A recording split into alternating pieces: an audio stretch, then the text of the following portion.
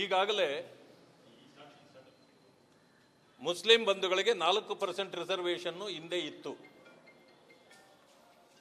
ಅದು ಯಾವುದೇ ಕಾರಣಕ್ಕೂ ಧಾರ್ಮಿಕ ಮೀಸಲಾತಿಯನ್ನ ಕೊಡಲಿಕ್ಕೆ ಸಾಧ್ಯ ಇಲ್ಲ. ಯಾಕೆಂದ್ರೆ ಅಂಡರ್ ದಿ ಕಾನ್ಸ್ಟಿಟ್ಯೂಷನ್ ಯಾವುದೇ ಧಾರ್ಮಿಕ ಮೀಸಲಾತಿ ಕೊಡುವಂತಿಲ್ಲ.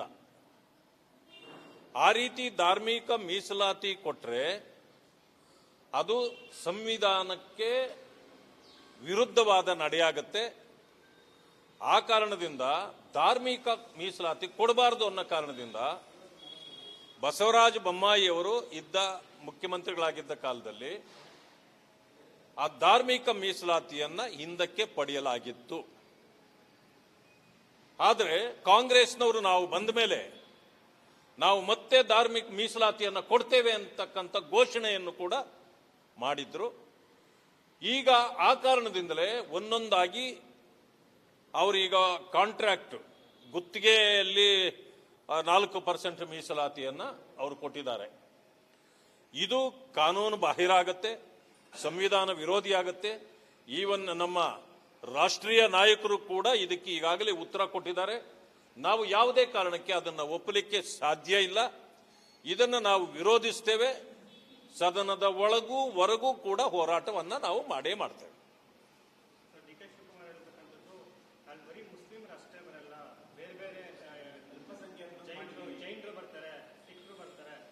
ನೋಡಿ, ಅವರನ್ನ ನೆಪಕ್ಕೆ ಜೊತೆಯಲ್ಲಿ ಸೇರಿಸಿದಂಗೆ ಮಾಡಿದ್ದಾರೆ.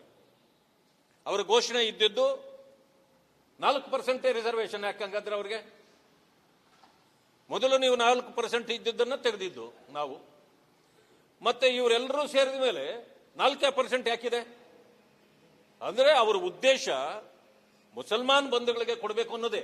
ಅಂದ್ರೆ ಇವತ್ತೇನಾಗಿದೆ, ನಮ್ಮ ರಾಷ್ಟ್ರೀಯ ನಾಯಕರು ಹೇಳಿದ್ದಾರೆ ಇದು ದೇಶ ವಿರೋಧ ನೀತಿ. ಇವತ್ತು ನೀವು ನೋಡಿದರೆ ನಿನ್ನೆ ಮೊನ್ನೆ ಸೋಷಿಯಲ್ ಮೀಡಿಯಾಗಳಲ್ಲಿ ಪತ್ರಿಕೆಗಳಲ್ಲಿ ರಾರಾಜಿಸ್ತಾ ಇದೆ.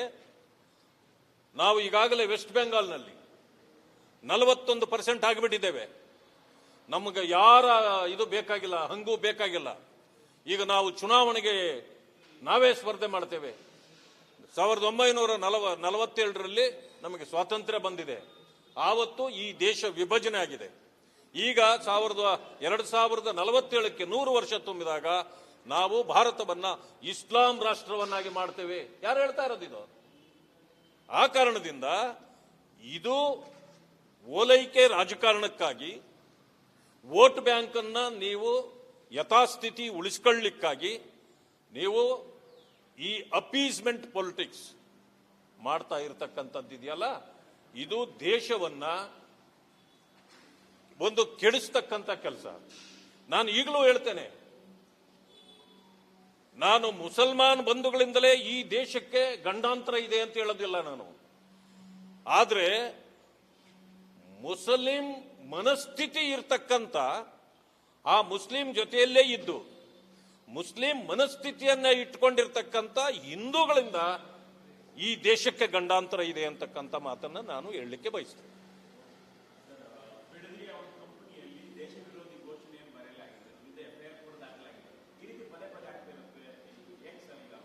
ಇದು ಕಾನೂನು ಸುವ್ಯವಸ್ಥೆ ಹದಗೆಟ್ಟಾಗ ಇಂಥ ಚಟುವಟಿಕೆಗಳು ಪ್ರಾರಂಭ ಆಗ್ತವೆ. ರಾಜ್ಯದಲ್ಲಿ ಇವತ್ತು ಕಾನೂನು ಸುವ್ಯವಸ್ಥೆ ಕೆಟ್ಟಿದೆ. ಈ ಸರ್ಕಾರ ಕೆಲವರ ಓಲೈಕೆಗೆ ನಿಂತ ಮೇಲೆ ಅವರಿಗೆ ತನ್ನದೇ ಆದ ಶಕ್ತಿ ಬಂದಿದೆ. ಅದನ್ನ ಉಪಯೋಗ ಮಾಡಿಕೊಂಡು ನಮ್ಮನ್ನ ಬೇರೆಯವರು ಯಾರು ಏನೂ ಮಾಡ್ಲಿಕ್ಕೆ ಆಗೋದಿಲ್ಲ. ಆ ಕಾರಣದಿಂದ ನಾವು ಏನು ಬೇಕಾದರೂ ಮಾಡಬಹುದು ಅಂತಕ್ಕಂಥ ಮನಸ್ಥಿತಿ ಬಂದ ಮೇಲೆ ಇಂಥ ಚಟುವಟಿಕೆಗಳು ಸಹಜವಾಗಿ ನಡೆಯುತ್ತವೆ. ಇದಕ್ಕೆ ನಮ್ಮ ಪಕ್ಷ ಯಾವತ್ತೂ ಕೂಡ ಸೊಪ್ಪು ಹಾಕೋದಿಲ್ಲ. ಅದನ್ನ ನಮ್ಮ ಅಧಿಕಾರ ಬಂದಾಗ ಯಾರನ್ನ ಎಲ್ಲಿಗೆ ತದಬದಿಗೆ ಇಡಬೇಕು ಅಂತಕ್ಕಂಥ ಕೆಲಸವನ್ನ ನಾವು ಮಾಡೇ ಮಾಡ್ತೇವೆ. ಈ ಸರ್ಕಾರ ಇವತ್ತು ದೇಶವನ್ನು ಕಾಪಾಡಬೇಕು, ರಾಜ್ಯವನ್ನು ಕಾಪಾಡಬೇಕು, ಬಡವರನ್ನು ಕಾಪಾಡಬೇಕು. ಈ ಬಿಟ್ಟು ನಮ್ಮ ಕಾರ್ಯಕರ್ತರನ್ನು ಕಾಪಾಡಿಕೊಳ್ಬೇಕು. ಅವರಿಗೆ ಲೂಟಿ ಹೊಡೆದಾದ್ರೂ ಅವರ ಜೋಬು ತುಂಬಿಸಬೇಕು. ಪರಿಶಿಷ್ಟ ಜಾತಿ ವರ್ಗಗಳು ನಾಶವಾದರೂ ಸರಿ ನಮ್ಮ ಕಾರ್ಯಕರ್ತರು ಸರಿಯಾಗಿರ್ಬೇಕು, ಸರಿ ಇಟ್ಕೋಬೇಕು. ನಾವು ನಮ್ಮ ವೋಟ್ ಬ್ಯಾಂಕ್ ಅನ್ನ ನಾವು ಇಂಟ್ಯಾಕ್ಟ್ ಆಗಿ ಇಟ್ಕೊಳ್ಬೇಕು. ಈ ರೀತಿಯ ಕೆಟ್ಟ ತತ್ವ ಸಿದ್ಧಾಂತಗಳನ್ನ ಇಟ್ಕೊಂಡಿರ್ತಕ್ಕಂಥ ಕಾಂಗ್ರೆಸ್ ಪಕ್ಷ ಈ ದೇಶಕ್ಕೆ ಗಂಡಾಂತರವನ್ನ ತರ್ತದೆ ಅಂತಕ್ಕಂಥದ್ದನ್ನ ಹೇಳಲಿಕ್ಕೆ ಬಯಸ್ತೇನೆ.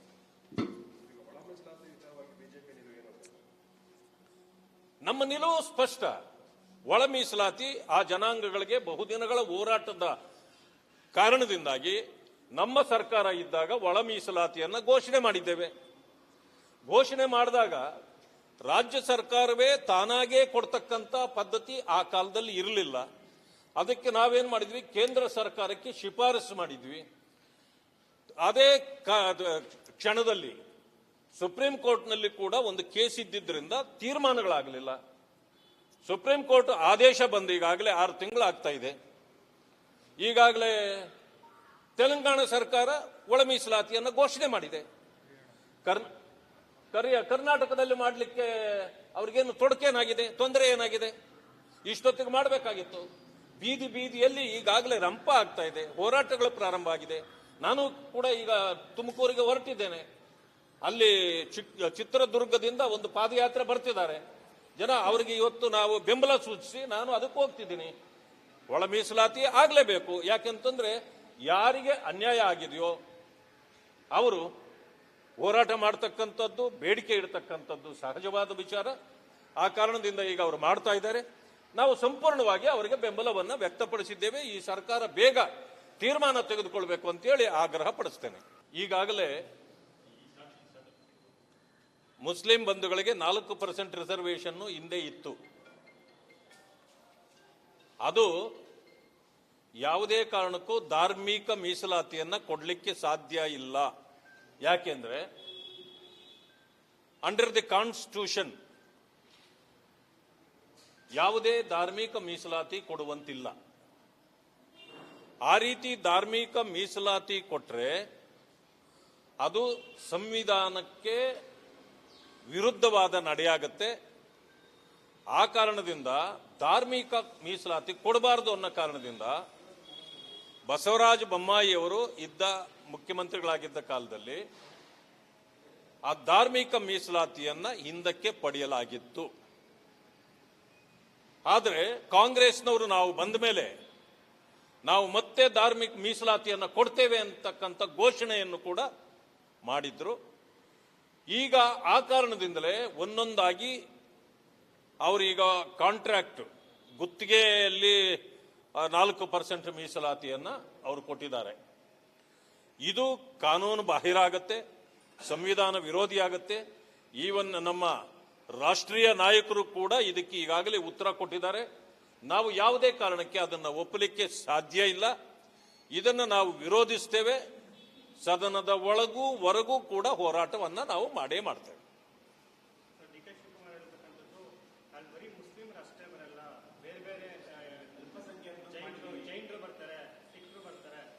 ನೋಡಿ, ಅವರನ್ನ ನೆಪಕ್ಕೆ ಜೊತೆಯಲ್ಲಿ ಸೇರಿಸಿದಂಗೆ ಮಾಡಿದ್ದಾರೆ. ಅವರ ಘೋಷಣೆ ಇದ್ದಿದ್ದು 4% ರಿಸರ್ವೇಶನ್. ಯಾಕಂಗಾದ್ರೆ ಅವ್ರಿಗೆ ಮೊದಲು ನೀವು 4% ಇದ್ದಿದ್ದನ್ನ ತೆಗೆದಿದ್ದು ನಾವು. ಮತ್ತೆ ಇವರೆಲ್ಲರೂ ಸೇರಿದ ಮೇಲೆ 4% ಯಾಕಿದೆ ಅಂದ್ರೆ ಅವರ ಉದ್ದೇಶ ಮುಸಲ್ಮಾನ್ ಬಂಧುಗಳಿಗೆ ಕೊಡಬೇಕು ಅನ್ನೋದೇ. ಅಂದ್ರೆ ಇವತ್ತು ಏನಾಗಿದೆ, ನಮ್ಮ ರಾಷ್ಟ್ರೀಯ ನಾಯಕರು ಹೇಳಿದ್ದಾರೆ ಇದು ದೇಶ ವಿರೋಧ ನೀತಿ. ಇವತ್ತು ನೀವು ನೋಡಿದರೆ ನಿನ್ನೆ ಮೊನ್ನೆ ಸೋಷಿಯಲ್ ಮೀಡಿಯಾಗಳಲ್ಲಿ ಪತ್ರಿಕೆಗಳಲ್ಲಿ ರಾರಾಜಿಸ್ತಾ ಇದೆ. ನಾವು ಈಗಾಗಲೇ ವೆಸ್ಟ್ ಬೆಂಗಾಲ್ನಲ್ಲಿ 41% ಆಗಿಬಿಟ್ಟಿದ್ದೇವೆ. ನಮಗೆ ಯಾರ ಇದು ಬೇಕಾಗಿಲ್ಲ, ಹಂಗೂ ಬೇಕಾಗಿಲ್ಲ. ಈಗ ನಾವು ಚುನಾವಣೆಗೆ ನಾವೇ ಸ್ಪರ್ಧೆ ಮಾಡ್ತೇವೆ. 1947ರಲ್ಲಿ ನಮಗೆ ಸ್ವಾತಂತ್ರ್ಯ ಬಂದಿದೆ. ಆವತ್ತು ಈ ದೇಶ ವಿಭಜನೆ ಆಗಿದೆ. ಈಗ 2047ಕ್ಕೆ 100 ವರ್ಷ ತುಂಬಿದಾಗ ನಾವು ಭಾರತವನ್ನ ಇಸ್ಲಾಂ ರಾಷ್ಟ್ರವನ್ನಾಗಿ ಮಾಡ್ತೇವೆ. ಯಾರು ಹೇಳ್ತಾ ಇರೋದು ಇದು? ಆ ಕಾರಣದಿಂದ ಇದು ಓಲೈಕೆ ರಾಜಕಾರಣಕ್ಕಾಗಿ, ವೋಟ್ ಬ್ಯಾಂಕ್ ಅನ್ನ ನೀವು ಯಥಾಸ್ಥಿತಿ ಉಳಿಸ್ಕೊಳ್ಳಿಕ್ಕಾಗಿ ನೀವು ಈ ಅಪೀಸ್ಮೆಂಟ್ ಪೊಲಿಟಿಕ್ಸ್ ಮಾಡ್ತಾ ಇರತಕ್ಕಂಥದ್ದಿದೆಯಲ್ಲ, ಇದು ದೇಶವನ್ನ ಒಂದು ಕೆಡಿಸ್ತಕ್ಕಂಥ ಕೆಲಸ. ನಾನು ಈಗಲೂ ಹೇಳ್ತೇನೆ, ನಾನು ಮುಸಲ್ಮಾನ್ ಬಂಧುಗಳಿಂದಲೇ ಈ ದೇಶಕ್ಕೆ ಗಂಡಾಂತರ ಇದೆ ಅಂತ ಹೇಳೋದಿಲ್ಲ ನಾನು. ಆದ್ರೆ ಮುಸ್ಲಿಂ ಮನಸ್ಥಿತಿ ಇರ್ತಕ್ಕಂಥ ಆ ಮುಸ್ಲಿಂ ಜೊತೆಯಲ್ಲೇ ಇದ್ದು ಮುಸ್ಲಿಂ ಮನಸ್ಥಿತಿಯನ್ನ ಇಟ್ಕೊಂಡಿರ್ತಕ್ಕಂಥ ಹಿಂದೂಗಳಿಂದ ಈ ದೇಶಕ್ಕೆ ಗಂಡಾಂತರ ಇದೆ ಅಂತಕ್ಕಂಥ ಮಾತನ್ನ ನಾನು ಹೇಳಲಿಕ್ಕೆ ಬಯಸ್ತೇನೆ.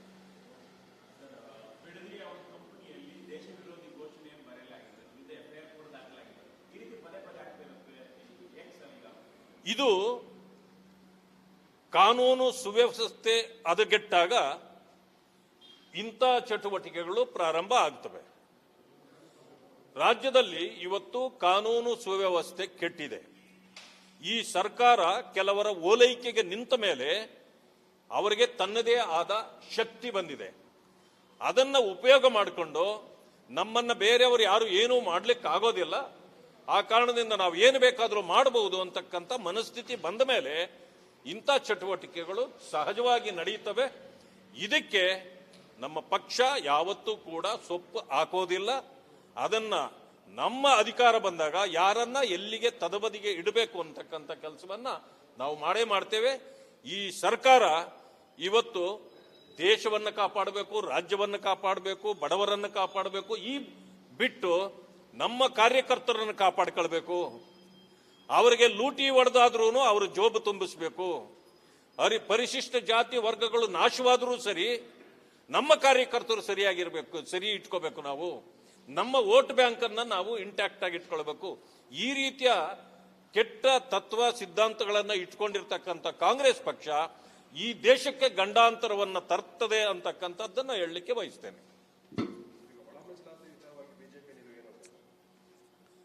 ನಮ್ಮ ನಿಲುವು ಸ್ಪಷ್ಟ. ಒಳ ಮೀಸಲಾತಿ ಆ ಜನಾಂಗಗಳಿಗೆ ಬಹುದಿನಗಳ ಹೋರಾಟದ ಕಾರಣದಿಂದಾಗಿ ನಮ್ಮ ಸರ್ಕಾರ ಇದ್ದಾಗ ಒಳ ಮೀಸಲಾತಿಯನ್ನ ಘೋಷಣೆ ಮಾಡಿದ್ದೇವೆ. ಘೋಷಣೆ ಮಾಡಿದಾಗ ರಾಜ್ಯ ಸರ್ಕಾರವೇ ತಾನಾಗೇ ಕೊಡ್ತಕ್ಕಂಥ ಪದ್ಧತಿ ಆ ಕಾಲದಲ್ಲಿ ಇರಲಿಲ್ಲ. ಅದಕ್ಕೆ ನಾವೇನ್ ಮಾಡಿದ್ವಿ, ಕೇಂದ್ರ ಸರ್ಕಾರಕ್ಕೆ ಶಿಫಾರಸು ಮಾಡಿದ್ವಿ. ಅದೇ ಕ್ಷಣದಲ್ಲಿ ಸುಪ್ರೀಂ ಕೋರ್ಟ್ನಲ್ಲಿ ಕೂಡ ಒಂದು ಕೇಸ್ ಇದ್ದಿದ್ದರಿಂದ ತೀರ್ಮಾನಗಳಾಗಲಿಲ್ಲ. ಸುಪ್ರೀಂ ಕೋರ್ಟ್ ಆದೇಶ ಬಂದು ಈಗಾಗಲೇ 6 ತಿಂಗಳು ಆಗ್ತಾ ಇದೆ. ಈಗಾಗಲೇ ತೆಲಂಗಾಣ ಸರ್ಕಾರ ಒಳ ಮೀಸಲಾತಿಯನ್ನು ಘೋಷಣೆ ಮಾಡಿದೆ. ಕರ್ನಾಟಕದಲ್ಲಿ ಮಾಡಲಿಕ್ಕೆ ಅವ್ರಿಗೇನು ತೊಡಕೇನಾಗಿದೆ, ತೊಂದರೆ ಏನಾಗಿದೆ? ಇಷ್ಟೊತ್ತಿಗೆ ಮಾಡಬೇಕಾಗಿತ್ತು. ಬೀದಿ ಬೀದಿಯಲ್ಲಿ ಈಗಾಗಲೇ ರಂಪ ಆಗ್ತಾ ಇದೆ, ಹೋರಾಟಗಳು ಪ್ರಾರಂಭ ಆಗಿದೆ. ನಾನು ಕೂಡ ಈಗ ತುಮಕೂರಿಗೆ ಹೊರಟಿದ್ದೇನೆ. ಅಲ್ಲಿ ಚಿತ್ರದುರ್ಗದಿಂದ ಒಂದು ಪಾದಯಾತ್ರೆ ಬರ್ತಿದ್ದಾರೆ ಜನ. ಅವರಿಗೆ ಇವತ್ತು ನಾವು ಬೆಂಬಲ ಸೂಚಿಸಿ ನಾನು ಅದಕ್ಕೆ ಹೋಗ್ತಿದ್ದೀನಿ. ಒಳ ಮೀಸಲಾತಿ ಆಗ್ಲೇಬೇಕು. ಯಾಕೆಂತಂದ್ರೆ ಯಾರಿಗೆ ಅನ್ಯಾಯ ಆಗಿದೆಯೋ ಅವರು ಹೋರಾಟ ಮಾಡ್ತಕ್ಕಂಥದ್ದು, ಬೇಡಿಕೆ ಇಡತಕ್ಕಂಥದ್ದು ಸಹಜವಾದ ವಿಚಾರ. ಆ ಕಾರಣದಿಂದ ಈಗ ಅವರು ಮಾಡ್ತಾ ಇದ್ದಾರೆ. ನಾವು ಸಂಪೂರ್ಣವಾಗಿ ಅವರಿಗೆ ಬೆಂಬಲವನ್ನು ವ್ಯಕ್ತಪಡಿಸಿದ್ದೇವೆ. ಈ ಸರ್ಕಾರ ಬೇಗ ತೀರ್ಮಾನ ತೆಗೆದುಕೊಳ್ಬೇಕು ಅಂತೇಳಿ ಆಗ್ರಹ ಪಡಿಸ್ತೇನೆ.